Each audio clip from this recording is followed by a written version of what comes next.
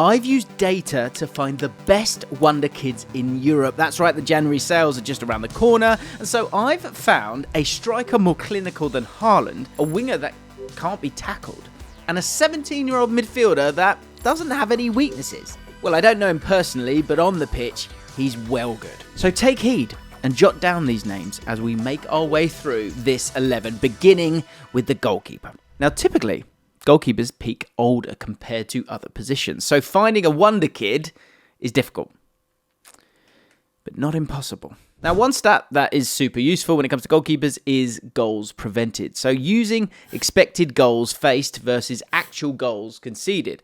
And for a little bit more context, and just to get your goalkeeping IQ up a touch, the most goals prevented by a Premier League goalkeeper in a single season is 12.5 by David De Gea. So using this stat, we have found a 20-year-old who is impressing in France, more specifically in Lens. Robin Rissa has prevented a total of 1.9 expected goals from his opening 10 games this season. But not only that, he has an incredible passing range. Defenders trust him in possession because he's comfortable enough to play risky passes with precision and accuracy at such a young age. It's this new generation of goalkeepers that are going to be good with their hands, but probably really good with their feet too, because they need to be these days. And when you look at the stats, it's undeniable, with both his short and medium range passing this season being almost faultless. And people say talking about goalkeepers isn't sexy. Well, check this one out, because he is averaging 8.4 successful long passes per game. That's more than David Raya for Arsenal. Let's make our way to the right-back zone, and there were a few things to consider, especially as there are so many different profiles of fullback these days. You've got playmaking right-backs, defensive first right-backs, and right-backs who are essentially wingers in disguise. And because we like to have a little bit of fun here at JLA, we wanted to find you guys an exciting attacking right-back. Someone that's going to get the game, grab it by the throat, and throttle it into goals. But we always want to give you a twist as well, so he's not your typical winger build. He stands at 6'2". And I haven't been totally true with you because we didn't scour Europe to find this player. We scoured the whole world. This player plays for Orlando City, and he's a gem. Our boy's market value has 13x'd in less than a year, and in that time, he's been capped 11 times for the USA. I guarantee he shines at the World Cup in 2026. In MLS, this season, he's made 29 appearances, he's scored 6 goals, and registered 3 assists. But check these goals out. Here we have Alex Freeman in a position you don't really expect a right back to be in. The movement that you can see once he gets near the box, it's so strange to see from a right back, and because he cleverly stays behind the striker, making it difficult for the opponents to mark him, it results in the defender being caught in no man's land between 2 Orlando players. Freeman then gets himself on the end of it to score a late and important equaliser. He even makes this run when the ball is on the right-hand side, scoring goals you expect to see from a poacher. Nobody tell Mikel Arteta about this guy, okay? No one. Our free man is a free man as his contract is up in the summer, so he could be in Europe very soon. And of course, he wouldn't cost a penny because he'd be a free man. Early Christmas present for you guys. Would you like a free case of 10 beers for Christmas? Look how cute he is. Of course you would. And my friends at Beer 52 are offering you just that. Go to beer52.com/James and just cover the postage to receive 10 unique beers that you will not be finding anywhere else. The Wonderkids of beers, if you will. I absolutely love Beer 52, both for myself or as a gift for someone else, and every month they send me a stunning selection of exclusive beers from a different part of the world. It's the perfect gift to enjoy with the footy at home, especially over the festive season, and you will receive their coveted awards box, which is always the best case of the year because it features 10 brand new limited edition beers from the world's very best breweries. Your free case will include this exceptional IPA from Nordic brewing gods Amundsen. This is literally the best thing to come out of Norway since Erling Haaland or Martin Odegaard, depending on who you support. Packing a punch at 6.5, it delivers a smooth mouthfeel and crisp finish, making it a flavoursome but crucially refreshing beer. Also, if you're an Arne Slot fan, there's a complex Dutch Pilsner that will knock your socks off at 7%, and a silky smooth stout. If you don't like dark beer, don't worry about it, just choose the light case, and don't forget you get yourself a couple of tasty snacks, and you can also learn about all the fantastic breweries featured in this case with the award-winning Ferment magazine. And even if after all that you're still unsatisfied, just simply pause or cancel at any time. So that's www.beer52.com/James to claim your free case of 10 award-winning beers right this second. That's beer52.com/James. Next, we have our two centre-backs, and we needed balance here. So we've gone for a right footer and a left footer. Beginning with the right footer, he caught my eye during the Euro Under-21 tournament over the summer, playing as a central centre-back in a 3 and really dictating proceedings. And this is something that he also does at club level for Rennes. He is defensively just excellent, ranking in the top 4% for interceptions, whilst also ranking in the top 17% for tackles made. But his hidden strength is his ability to carry the ball. He ranks in the top 14% for successful take-ons by centre-backs. JaackMaate is in possession here, where most centre-backs would play the ball long, but he takes his time on the ball, attracting 3 Saint-Etienne players towards him before turning out and bypassing all 3 of them. Jeremy JaackMaate has got a great name, and he has the tools to be a successful modern defender. And he will no doubt become an elite one, in my opinion. Next up, we got our left footer, and we've got someone who won't be on anyone's radar. I guarantee it. And if you are one of those few, let me know in the comments down below. I will try my best to apologise to you. But that's the fun part of this video, right? And that's why me and you get on so well, because you like to know about these players before they make it to the big time, okay? You want to cash in on these early doors. Get your tweets out there. Anyway, for this next one, his dad played in the Premier League for Aston Villa for years, and that was Olaf Melberg. And we're talking about John Melberg. Remember the name, well, you already know the name, but remember the first name with the second name, John Melberg. So he spent last season on loan at FC Liefering. That's a club that's owned by Red Bull, which primes players ready for a move to RB Salzburg. And he's only made 5 appearances this season. But what we were so impressed with was him at the Club World Cup. Against Al Hilal, there were clear moments of quality that demonstrated his awareness and ability to read the game. Profile-wise, he's super similar to Dean Howson through having the confidence to step out with the ball into midfield. His passing range also stands out to me massively. He's really good at like clipping balls into the forwards with just lovely weight and pass appreciation and accuracy. And due to the lack of minutes, there isn't much of a data set on him. But from the eye test, or as my good friend Liez says, expected retina, you can see that there is talent there. Next up at left back is a player with just 3 senior league appearances to his name. That's right, we got you some thoroughbred Wonderkids. Low data set, high eye test, high quality. He's just 16 years old, but profiles excellently. 6'2" already. I already hate the man. And I mean man because he has the body of a grown man. He's also great from an offensive point of view, being able to drop the shoulder to beat players, and this even resulted in an assist. Olivier Mambois already has a maturity to his game and will likely cost someone a hell of a lot of money one day. So buy your stocks now.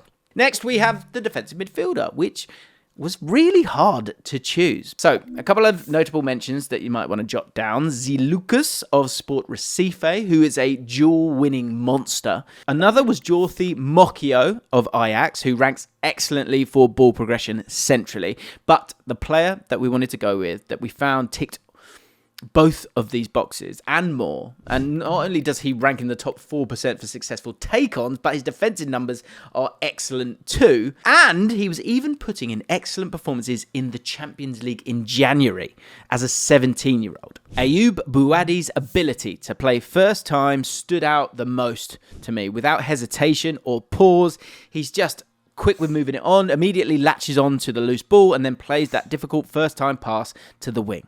Through this one pass, Lille are threatening the opposition's box. He's also excellent in the recovery phase too, which is obviously crucial in all this in terms of being a well-rounded midfielder. Roma play the ball through Lille's midfield line here, but Buadi comes from behind to execute the perfect tackle, stopping that Roma attack. And I love his ability to play at a high tempo whilst also making recoveries, and it makes him almost the perfect Pep Guardiola defensive midfielder. Keep an eye out for him. In central midfield, we've got someone that I am extremely excited about. This kid should not be this good at 17 years old. He's already made 12 appearances for Anderlecht's first team this season.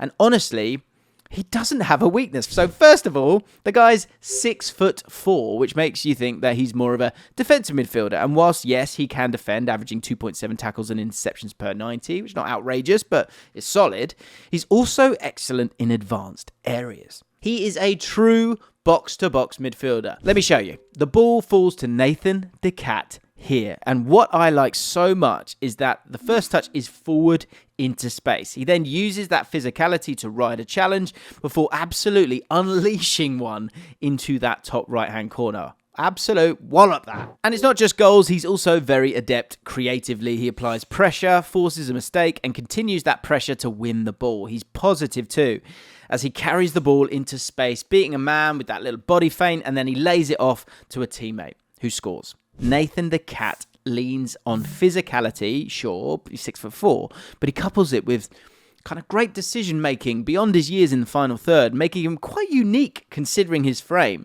And to complete the midfield, we need ourselves an attacking midfielder. This is one of the most fun positions, of course, of this whole team.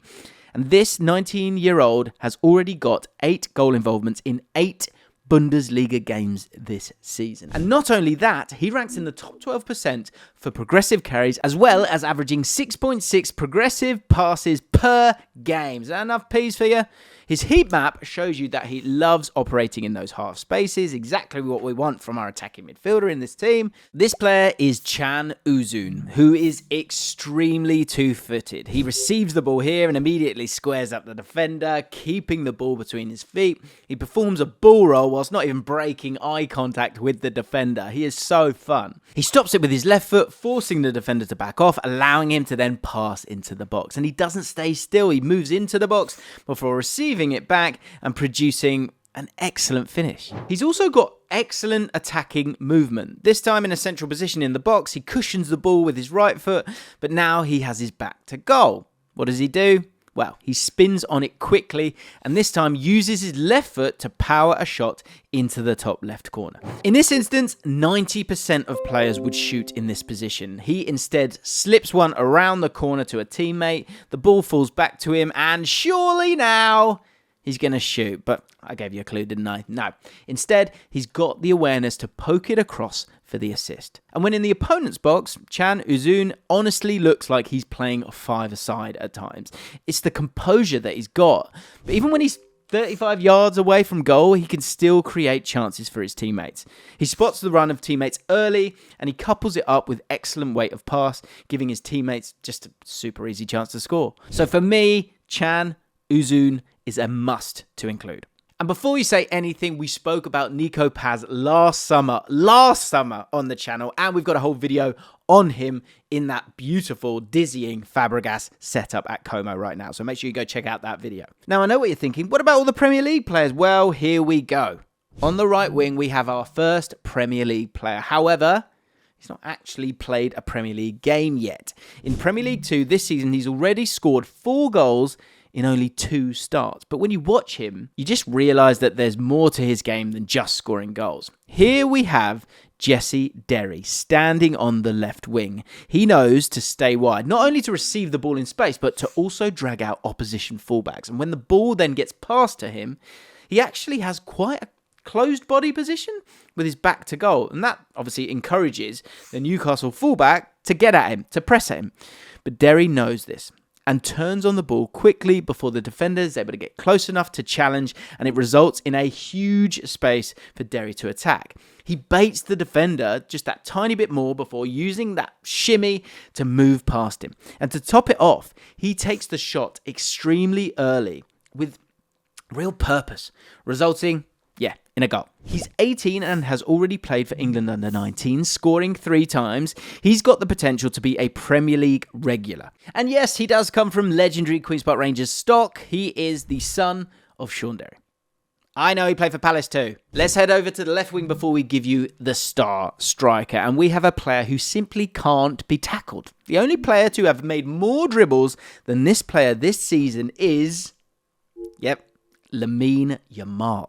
He also ranks in the top 1% for progressive carries and weirdly also ranks in the top 1% for interceptions. He already has 3 goal involvements in only 4 Bundesliga starts this season, and the fun part about Yan Diomande is how direct he is, even when surrounded with defenders, allowing him to evade tackles and carry the ball away from danger. And when attacking the final third, he peels extremely wide to create space for himself.